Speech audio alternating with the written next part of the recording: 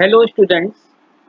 आज के इस वीडियो में हम लोग मैथमेटिकल फंक्शंस वीबी डॉट नेट के थ्रू कैसे किया जाता है उसको यहाँ पे हम लोग समझेंगे। जैसे कि आप यहाँ पे देख रहे हो कि हमने नंबर ऑफ 2 टेस्ट बॉक्सेस लिए हुए हैं, साथ ही यहाँ पे कुछ बटन्स लगाए हुए हैं जिसमें मैंने फंक्शंस के नेम लिखे हुए हैं। तो इनको वन बाय वन हम लोग समझेंगे। सबसे पहले पहले बटन पे आते हैं, इस पे डबल क्लिक करते हैं।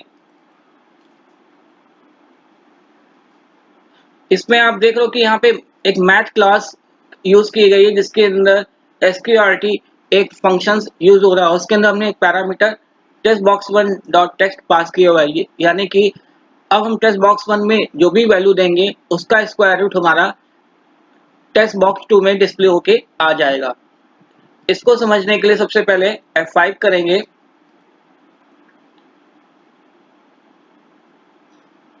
F5 प्रेस किया मैंने।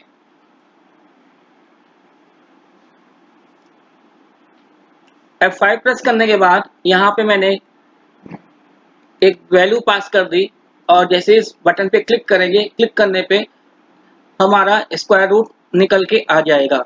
अब इसी को एक दूसरी वैल्यू से समझते हैं। यहाँ पे जैसे मैंने यहाँ पे एक दूसरी वैल्यू ले ली, अब बटन पे क्लिक करते हैं तो क्लिक करने पे हमारा स्क्वायर रूट निकल के आ गया। अब इसके बाद सेकंड बटन पे आते हैं जिसमें कि आप देख रहे हो पावर लिखा हुआ है, यानी कि इस फंक्शन से हम पावर निकाल सकते हैं। किसी वैल्यू का अगर पावर निकालना है तो उसके लिए यहाँ पे मैथ क्लास के अंदर वो फंक्शंस को यूज किया गया है जिसके अंदर दो पैरामीटर दिए हुए हैं। पहला पैरामीटर में हम वैल्यू पास करेंगे, सेकंड पैरामीटर में हमको जितने पावर की वैल्यू निकालनी वो वैल्यू पास करेंगे। अब इसको समझने के लिए F5 करते हैं। यहाँ पे मैंने 5 दे दिया। जैसे इस बटन पे क्लिक करेंगे तो 5 की पावर निकल के आ जाएगी। अब फिर से सेकंड वैल्यू कोई दे देते हैं, फिर से इसको पावर पे क्लिक करते हैं तो आप देख लो कि यहाँ पे पावर फंक्शन अप्लाई हो रहा है। अब इसके बाद थर्ड बटन पे आते हैं, यहाँ पे रैंडम लिखा हुआ है। रैंडम का मतलब यहाँ पे क्या है कि ये ऑपरेटिंग सिस्टम के द्वारा रैंडम वैल्यू जनरेट करेगा। जैसे कि आप देखते हो कि ऑनलाइन हम लोग कोई एग्जाम फॉर्म भरते हैं तो वहाँ पे एक रैंडम नंबर जनरेट होता है, जैसे हम लोग OTP नंबर बोलते हैं। तो OTP नंबर जो होता है वो रैंडम फंक्शंस के थ्रू ही जनरेट होता है। तो इसके लिए यहाँ पे देख लो, यहाँ पे मैंने R&D फंक्शंस को कॉल किया, इसमें कोई क्लास यूज नहीं की गई है, जिसके थ्रू यहाँ पे टेस्ट बॉक्स 2 में कोई वैल्यू उसका आउटपुट जनरेट होके आ जाएगा। इसको समझने के लिए F5 करते हैं। यहाँ पे इसमें कोई भी वैल्यू पास नहीं करनी है, सीधे बटन पे क्लिक करेंगे तो क्लिक करने पे देखिए रैंडम वैल्यू जनरेट हो गई। फिर से अगर दोबारा क्लिक करते हैं तो आप देख रहे हो कि वैल्यू चेंज हो रही है। फिर से मैंने क्लिक किया तो इस तरह से यहाँ पे रैंडम नंबर ऑटोमेटिक अपने आप जनरेट होते रहेंगे। तो इस तरह से हमारा R&D फंक्शंस यूज होता है। अब इसके बाद चौथा फंक्शन है हमारा फोर्थ फंक्शन एब्सोल्यूट। एब्सोल्यूट का काम क्या होता है कि अगर हमने कोई नेगेटिव वैल्यू पास की हुई है तो उसे वो पॉजिटिव वैल्यू में कन्वर्ट करने का काम एब्सोल्यूट फंक्शन करता है। तो आप देख लो यहाँ पे मैंने टेस्ट बॉक्स वन में एक वैल्यू पास की हुई है जिसके थ्रू यहाँ पे ABS फंक्शन उसको नेगेटिव वैल्यू को वो पॉजिटिव वैल्यू में कन्वर्ट करेगा और टेस्ट बॉक्स 2 में उसको डिस्प्ले करके आउटपुट जनरेट कर देगा। इसके लिए F5 करते हैं।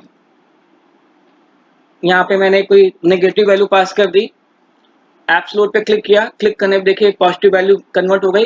अगर हम यहाँ पे पॉजिटिव वैल्यू डालते हैं, फिर से एब्सोल्यूट पे क्लिक करते हैं तो यहाँ पे देखिए कोई भी इफेक्ट नहीं पड़ रहा, यानी कि एब्सोल्यूट के लिए हमको हमारी वैल्यू नेगेटिव में होना जरूरी है, तभी हमको एब्सोल्यूट वैल्यू का आउटपुट डिस्प्ले होके आएगा।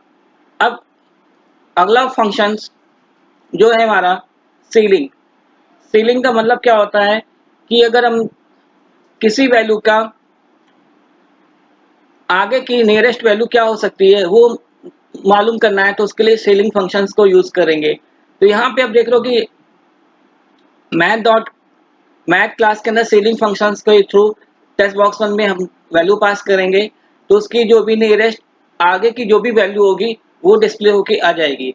जैसे इसको देखते हैं करके हम लोग, यहाँ पे मैंने कोई वैल्यू पास कर दी, कुछ भी वैल्यू पास कर दी, सीलिंग पे क्लिक करते हैं। क्लिक करने पे देखिए यहाँ पे आउटपुट 68 आ रहा है। फिर से कुछ और वैल्यू देख के देते हैं, कुछ भी वैल्यू दे दी, सीलिंग पे क्लिक किया, देखिए यहाँ पे इसके आगे की वैल्यू क्या होगी वो आपको यहाँ पे इसका आउटपुट दिखाई देगा। फिर इसके बाद अगला फंक्शन जो है हमारा वो है फ्लोर फंक्शन। फ्लोर में क्या होगा कि इसकी प्रीवियस वैल्यू क्या हो सकती है वो यहाँ पे आउटपुट में आएगी। यानी हम टेक्स्ट बॉक्स में जो भी वैल्यू देंगे उसकी प्रीवियस वैल्यू क्या हो सकती है वो फ्लोर फंक्शंस के थ्रू डिस्प्ले होके आएगी। तो इसको भी करके देख लेते हैं। यहाँ पे जैसे मैंने यहाँ पे कोई वैल्यू पास कर दी, फ्लोर पे क्लिक करेंगे, देखिए यहाँ पे ये आ रही है। अगर हम यहाँ पे ये दे देते हैं, ये देखिए इसकी प्रीवियस वैल्यू क्या हो सकती है वो यहाँ पे जनरेट होके आ जाएगी। अब इसके बाद अगला फंक्शन जो है वो है मैक्सिमम। यानी कि जैसे मैंने यहाँ पे दो टेक्स्ट बॉक्स में वैल्यू पास की हुई है और उसमें से जो मैक्सिमम वैल्यू है वो मैसेज बॉक्स के थ्रू मैंने डिस्प्ले कराया। इसको समझने के लिए F5 करते हैं। यहाँ पे मैंने वैल्यू पास कर दी, मैक्सिमम पे क्लिक करेंगे तो आप देखो कि यहाँ पे मैसेज बॉक्स में इन दोनों टेक्स्ट बॉक्स में से जो सबसे मैक्सिमम वैल्यू है वो यहाँ पे डिस्प्ले होके आ रही है। अगर यहाँ पे हम वैल्यू चेंज कर देते हैं, यहाँ पे ये दे दिया मैंने, अब इस पे क्लिक करेंगे तो आप देखो मैक्सिमम वैल्यू चेंज हो गई है। तो इस तरह से यहाँ पे मैक्सिमम वैल्यू जनरेट होगी। अब इसी तरह से मिनिमम वैल्यू मालूम करनी है तो उसके लिए यहाँ पे जैसे मैक्सिमम के लिए हमने मैसेज बॉक्स में डिस्प्ले कराया था उसी तरह से मिनिमम वैल्यू के लिए डिस्प्ले कराया है कि दो टेक्स्ट बॉक्स में वैल्यू पास की हुई है और उसमें math.min मैथ क्लास के अंदर min फंक्शंस को यूज किया हुआ है। तो min क्या करेगा कि इसमें दोनों टेक्स्ट बॉक्स में जिसकी मिनिमम वैल्यू होगी वो मैसेज बॉक्स के थ्रू डिस्प्ले होके आ जाएगी। अब F5 करते हैं, यहाँ पे वैल्यू देते हैं, इस पे क्लिक करते हैं, देखिए यहाँ पे मिनिमम वैल्यू डिस्प्ले होके आ रही है। इस तरह से ये हमारा फंक्शंस काम करेगा। थैंक्स।